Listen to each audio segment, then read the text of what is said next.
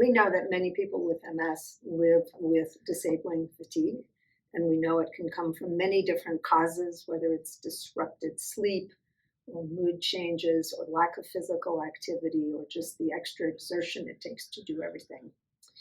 What we want to talk about today is how a mental health professional and an occupational therapist might help you manage your fatigue regardless of what's causing it. So in occupational therapy, often people come to us talking about fatigue, and there's so many things that can be affecting their fatigue. It could be, like Roz said, from sleep all the way to a physical impairment. Maybe it's just a little harder for you to get around the kitchen than it used to be, and now you're exhausted by the end of a meal prep. So your occupational therapist is a great person to reach out to when you need some ideas to help conserve some energy when you're getting around or when you're doing tasks or activities that are very physically demanding.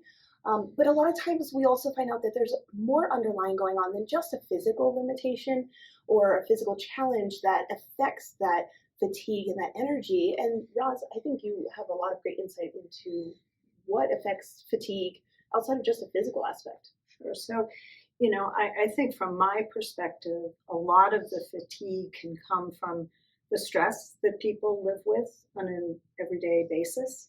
And when stress or other MS symptoms interfere with sleep, then people are trying to live their lives while feeling sleep deprived. But as a mental health professional, one of the things I'm always on the lookout for is significant depression or anxiety, because we know that both of those are very, very common in people with MS, much more common than in the general population. So I want to check and see if someone is depressed or very anxious and how that might be interfering with sleep, causing them to feel more tired and overwhelmed over the course of the day.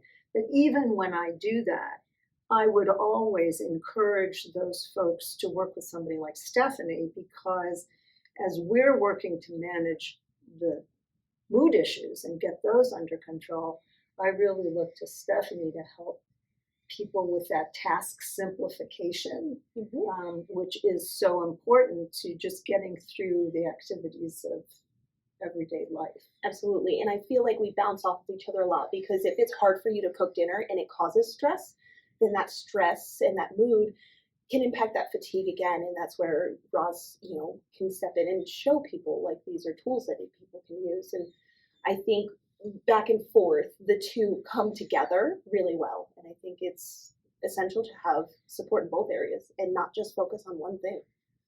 Which means that for all of you living with MS and significant fatigue, to remember that there's a multidisciplinary component to all of this, that it may take the team to help you manage this in the most effective way. And we're just two members of the team who can really contribute so that you don't feel like you're managing this overwhelming fatigue all on your own.